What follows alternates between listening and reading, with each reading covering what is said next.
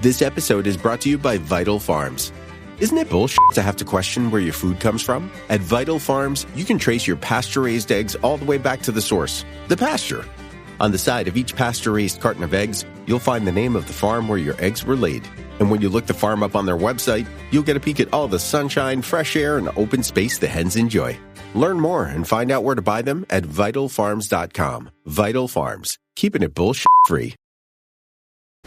This episode is brought to you by Klaviyo, the platform that powers smarter digital relationships. With Klaviyo, you can activate all your customer data in real time, connect seamlessly with your customers across all channels, guide your marketing strategy with AI-powered insights, recommendations, and automated assistance, deliver experiences that feel individually designed at scale, and grow your business faster. Power smarter digital relationships with Klaviyo. Learn more at klaviyo.com/Spotify. That's KLAVIYO.com/Spotify. I'm Jason Palmer, one of the hosts of The Intelligence, The Economist's daily current affairs podcast. The Economist's award-winning shows make sense of what matters, from our special series on China's president to our weekly podcasts on business, technology, and American politics. Our journalists provide fair, in-depth reporting on the events shaping the world. Search for Economist Podcasts Plus and sign up to our free 1-month trial. Reboot your credit card with Apple Card, the credit card created by Apple. It gives you unlimited daily cash back that you can now choose to grow in a high-yield savings account that's built right into the Wallet app. Apply for Apple Card now in the Wallet app on iPhone and start growing your daily cash with savings today. Apple Card subject to credit approval. Savings is available to Apple Card owners subject to eligibility requirements. Savings accounts provided by Goldman Sachs Bank USA. Member FDIC. Terms apply. It's time to say goodbye to hold music and say hello to fast customer support with Service Cloud. With trusted AI and data working together, you can skip long wait times and deliver efficient, personalized service right away, all while keeping support costs low and more customers happy. Reimagine your customer support with the #1 AI CRM for service. Learn what's possible at salesforce.com/products/service. Welcome to the Human Capital Innovations Podcast, your go-to source for personal, professional, and organizational growth and development. We hope you tune in often for all things people management, organizational development and change, organizational leadership, and social impact related. Maximize your personal and organizational potential with Human Capital Innovations Podcast.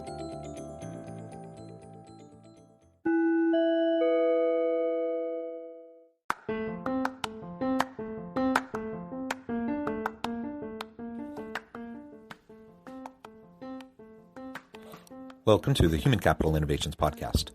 In this HCI podcast episode, I talk with Daralyse Lyons about demystifying diversity and embracing our shared humanity.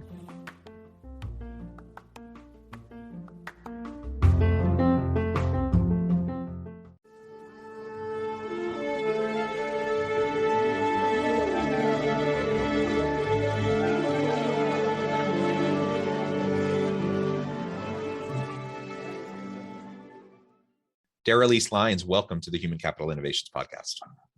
Thanks so much for having me, Jonathan. It's great to be here. Yeah, it's a pleasure to be with you, and I'm super excited to have a nice conversation around diversity, equity, and inclusion. And today we're going to be talking more about your book, Demystifying Diversity, Embracing Our Shared Humanity, which I think is just a lovely title. I'm really excited to unpack that with you and to learn more about your approach in your book.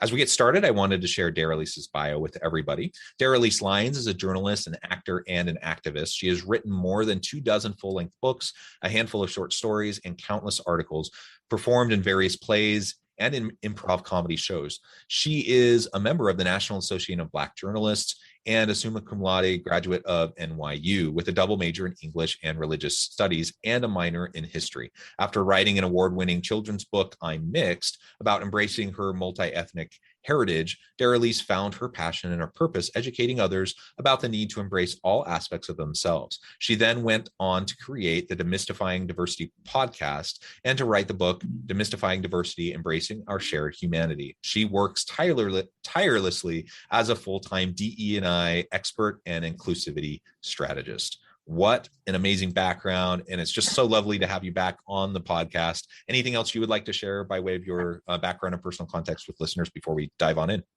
Oh my gosh, yeah. So it's so great to be back. I'm really excited to be here. I think because podcast is an audio journalism, platform, and people can't see me.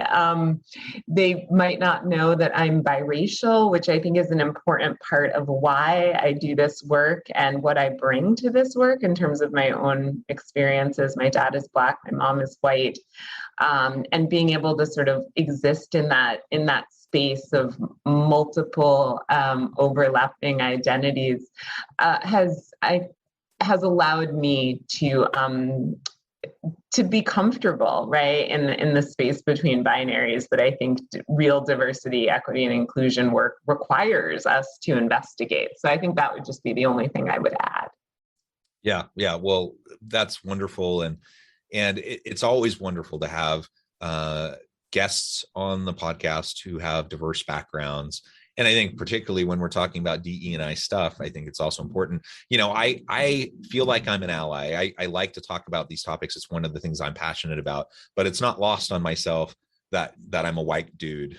So, sometimes I'm a little hesitant to speak out because I want to, give a platform and voice to others who probably have more of a right to speak up on these sorts of issues. Anyways, it's a pleasure to have you, and I'm excited to explore. Oh, well, thank you. And, Jonathan, I'm so glad that you brought that up, because I think there are many people who struggle to speak out on behalf of others because of their identities, right? And in your case, you mentioned being a white man and, feeling like, oh, do I really have a right to speak? But I think one of the ways that we're going to be able to change this world of bigotry and discrimination is for people to begin to use their voices within their communities, right? And there are certain communities that you might have access to that I might not have access to, or someone else might not have access to.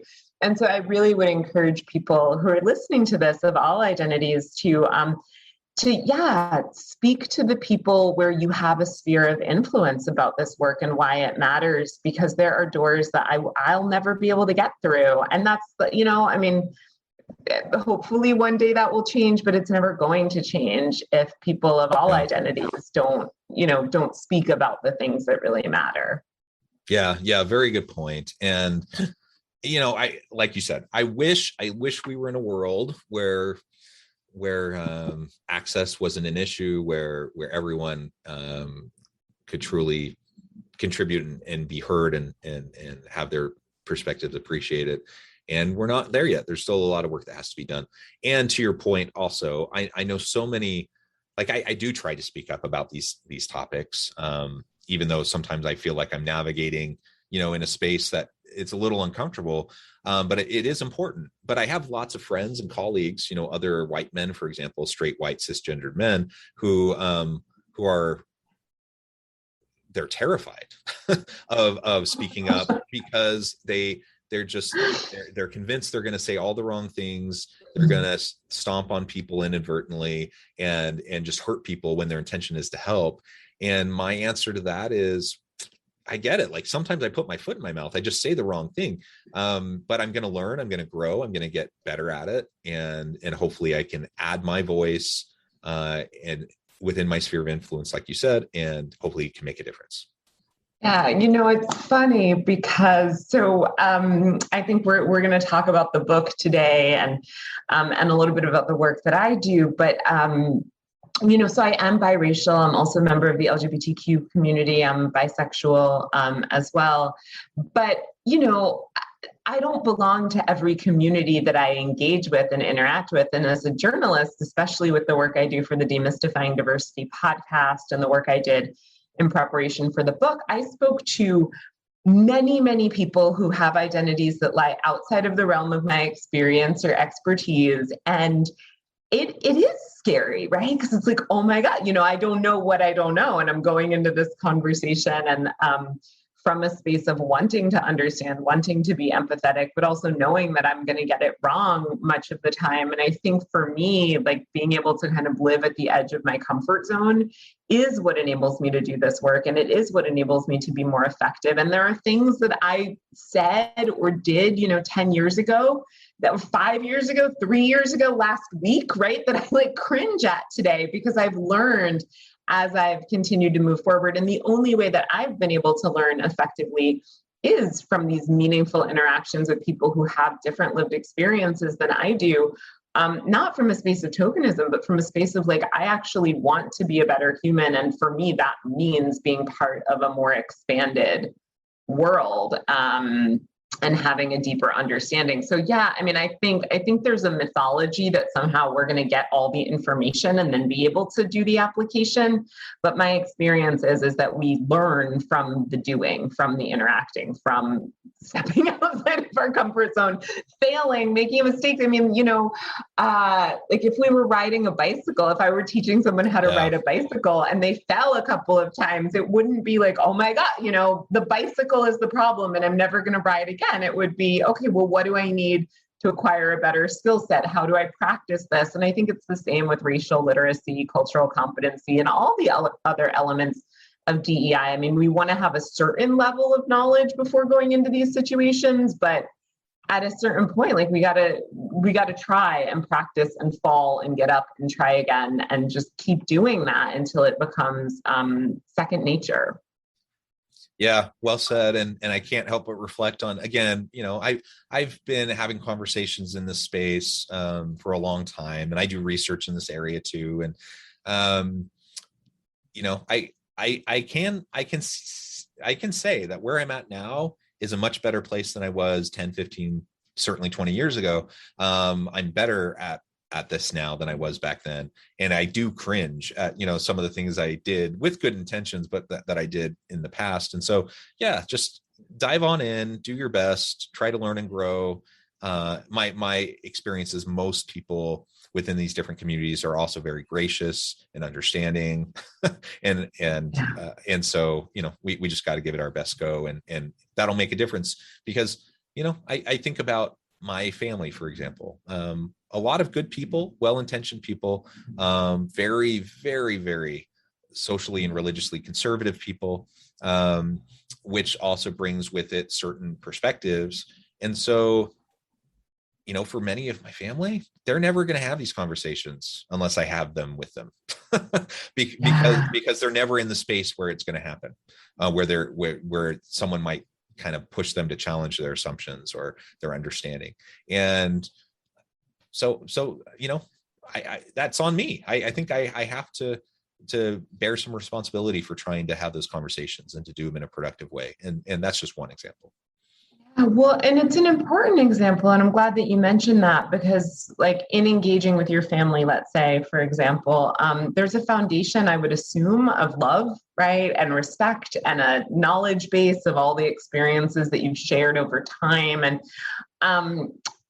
that's going to be a very different conversation than, let's say, someone being confronted on a social media platform, right, for something that they said, or even just interacting with a stranger and having that stranger, get defensive and say something to them about, a word or a comment or a phrase that they used, not knowing that it was insensitive or potentially cruel. And I think sometimes we have these conversations from a space of anger and rage and fear, and that just makes people so defensive. And so I think if anyone's going to be equipped to change hearts and minds, it's family members, it's friends, it's people who actually know the heart of someone who is creating harm, often without realizing it, without knowing it, and who can connect with them at that level and say, like, listen, I know that this is what you're saying that you want, and this is who you are as a person. And when you do this, you might not realize that it is impacting people in this way, and that's a very different conversation than, like, I can't believe you said that, and just that, which is just going to make people go into that fight or flight response. So yeah, I mean, I definitely think starting with those we love is important, and it's impactful, and it does begin to change the narrative. I can't advocate enough for loving people enough to have these conversations with them. Yeah. Well, thank you. And let's dive into your book here in just a moment. I hope we've certainly talked about diversity, equity, inclusion, and belonging on this podcast a lot in the past. I hope everyone listening recognizes and understands why diversity is important, how it helps individuals, how it helps organizations. There's so much research on this. We've talked about it a lot on this podcast. So with that kind of, I'm assuming we're building on that foundation of an understanding of the positive outcomes. Why is DE&I work important to you? Why did you write this book? We'll start there, and then we can start to go into and unpack your book a little bit. Yeah, sure. So when I began working in the DEI space, I really had a personal attachment to it because of my upbringing, because I wasn't seeing a lot of people who are biracial, such as myself, claiming that, right? Or like being able to talk about the richness of that experience or the issues that come with that experience for some people.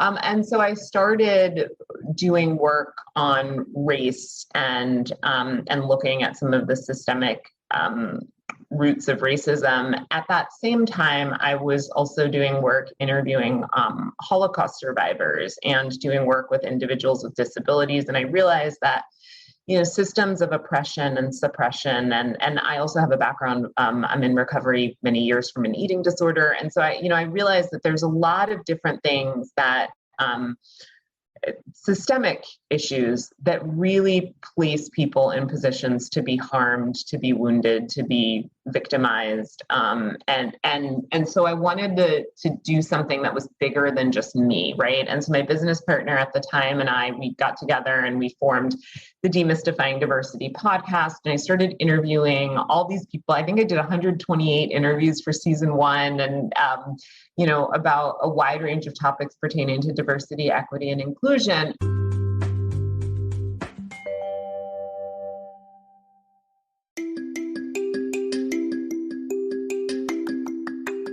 I'm excited to announce the publication of my new book from HCI Press, Bluer Than Indigo Leadership: The Journey of Becoming a Truly Remarkable Leader. Early in my adult life, I learned about an Asian proverb that translates as bluer than indigo. If you think about the color indigo, it is a brilliant, deep, and vibrant blue, what some would call the bluest of blues. To have something that is bluer than indigo is rare and truly remarkable. Contrary to popular myth, there is no one-size-fits-all or cookie-cutter approach to effective leadership. There's no silver bullet, no secret sauce, no go-to model that will solve all of our problems. The truth is, great leaders have all had their unique strengths and flaws, and have all had to discover and then pave their own distinctive path in their life's journey to fulfill their leadership potential. Bluer Than Indigo Leadership will help you discover your own path and explore those ordinary, everyday actions that will help you respond to an uncertain future and produce extraordinary results for individuals, teams, and organizations.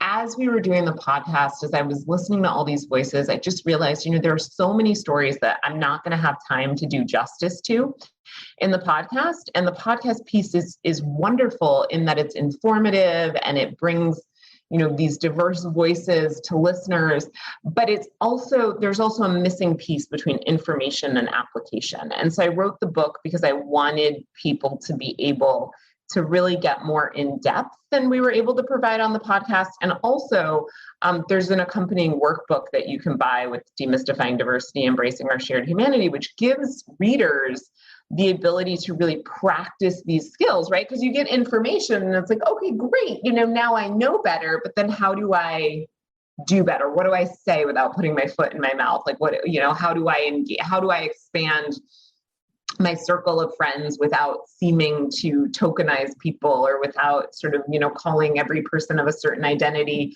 I know and being like, tell me everything about what it is to grow up, Black or larger bodied or Asian or, whatever the demographic is. And so So it felt really important for me to write the book so that I was giving people something that they could use to navigate.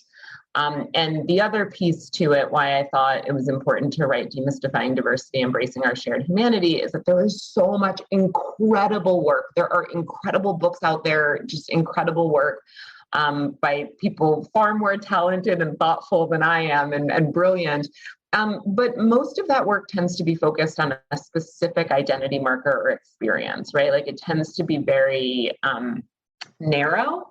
And I wanted to create something that was a microcosm of the macrocosm. So I wanted to create a book about diversity that was in and of itself diverse. So when you pick up my book, you're not just reading about race or culture or gender, right? Like you're getting an exposure to a lot of different possible identities and experiences, a lot of different voices.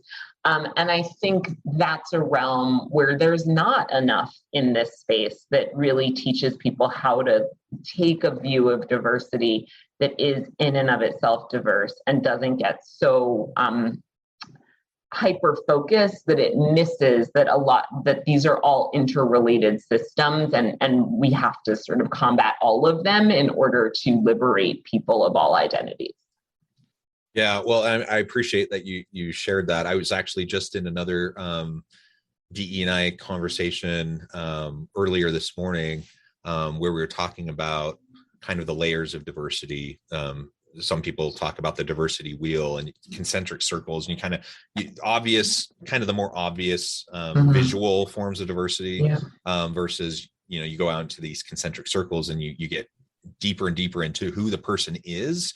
But there's still lots of diverse elements there. And it's super important for us to consider all of those aspects and not just get stuck on some of those outward manifestations of different diverse backgrounds. Maybe can you speak to that a little bit more? Because it seems like that's an approach that you're taking in your book.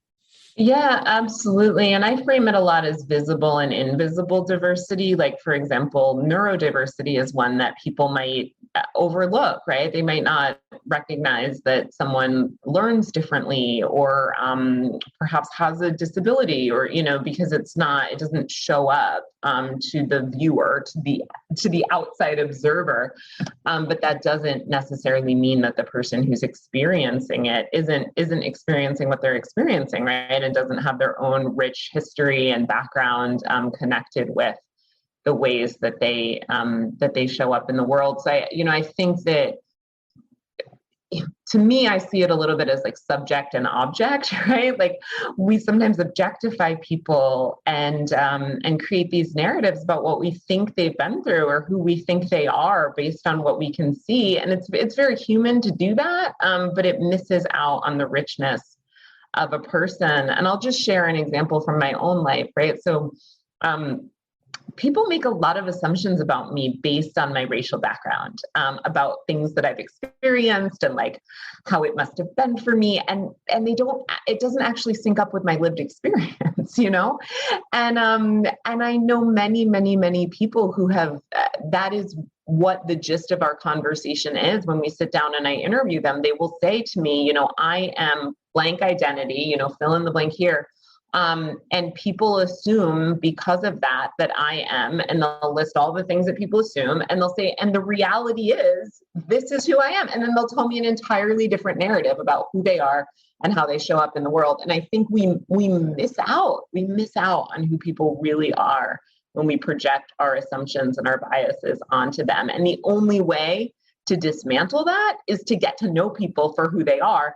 And that can't happen if we live in these little silos of communities where we're interacting only with people who look like we do, who've been to the same schools, who, have the same experience. So we have to like widen our exposure in meaningful ways, not just scrolling through Instagram and seeing photos of people, but like meaningful interactions. And that's where we realize, I think that's where I've realized, like, oh my gosh, we all have the same feelings. We all suffer from shame. We all have hope. We all have joy. We all love the people that we love and want the best for them. We all want to, have our basic survival needs met. Like we're not we're not fundamentally different. And yet at the same time, our differences matter. And so how do we live in that dichotomy and hold that dichotomy and create that space for people? So I think that was a very long answer to your question, but I could stand on my soapbox and talk about this for hours. Hopefully some of that made sense. Yeah.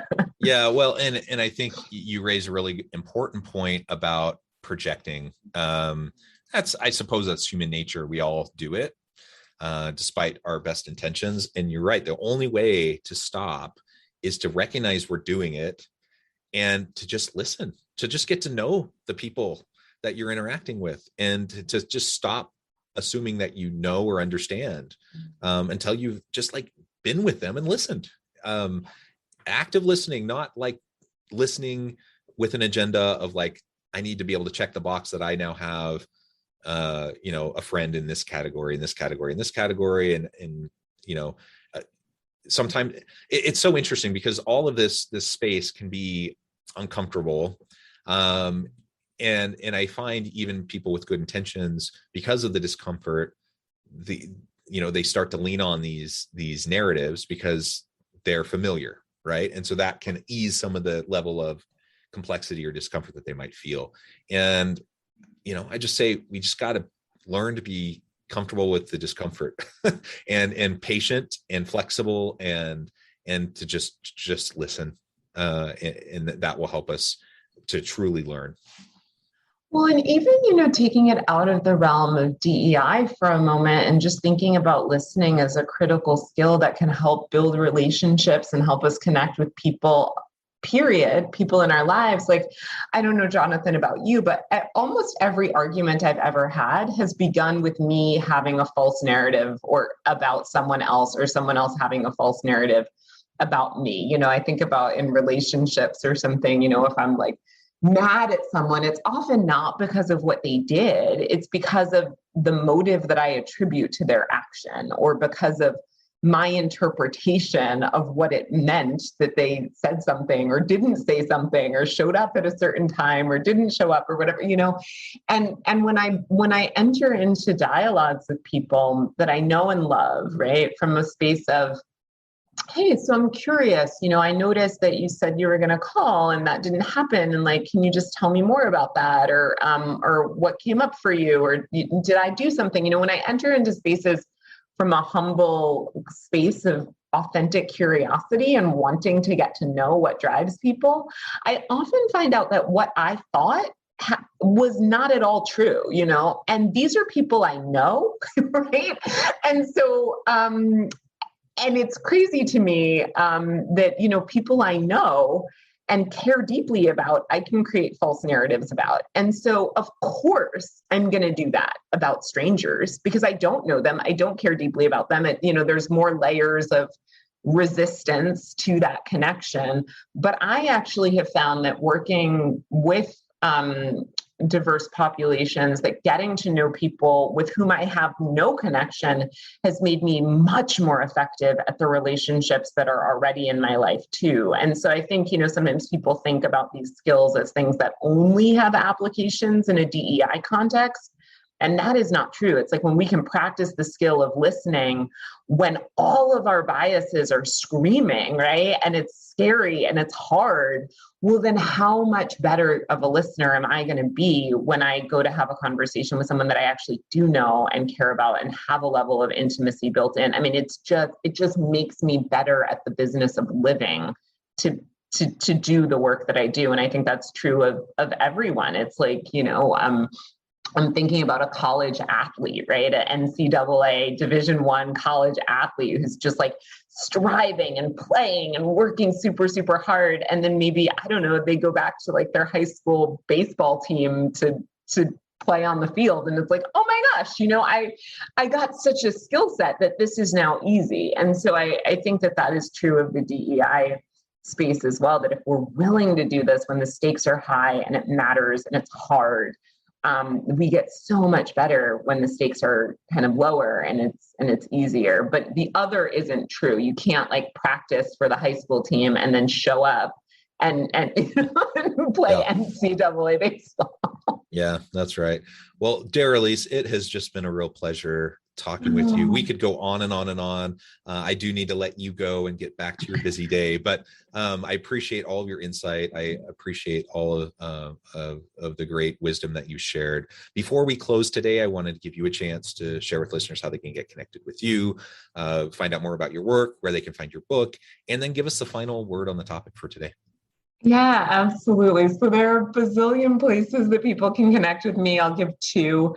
My website is daralyselyons.com. That's DARALYSELYONS.com. And then the Demystifying Diversity podcast website is demystifyingdiversitypodcast.com.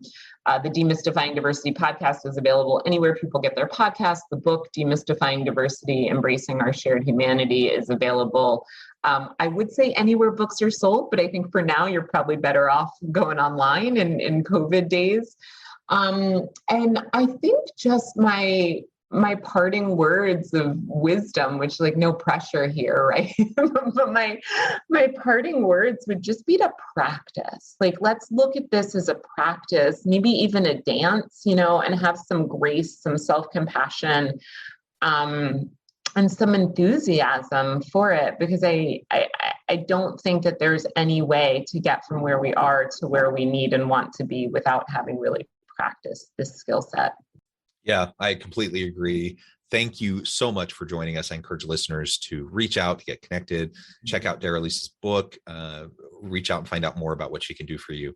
And as always, I hope everyone can stay healthy and safe. I hope you can find meaning and purpose at work each and every day. And I hope you all have a great week.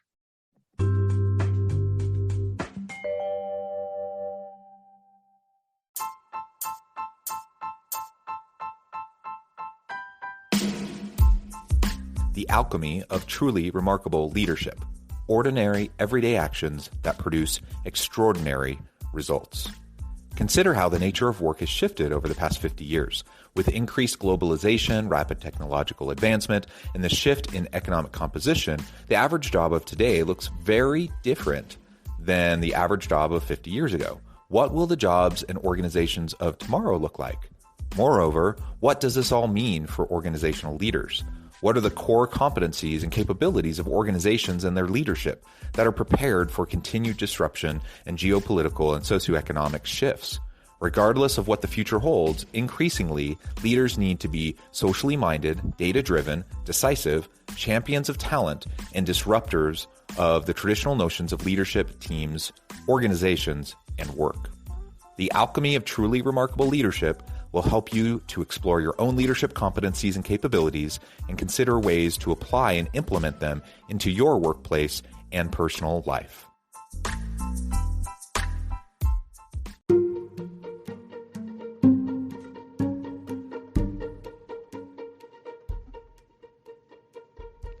Check out Human Capital Innovations magazine, Human Capital Leadership. Human Capital Leadership is a free, interactive e-magazine with the mission to help individuals, leaders, and organizations find innovative approaches to maximize their human capital potential. We publish issues quarterly in August, November, February, and May. Take a look at the latest issue and let us know what you think.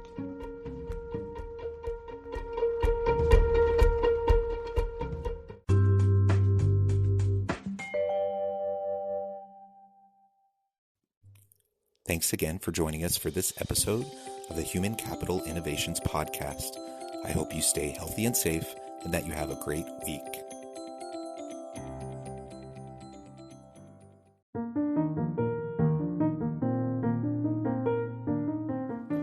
Check out our new weekly LinkedIn newsletter, Alchemizing Human Capital, exploring industry trends via original research and interviews with executives and thought leaders from across the globe.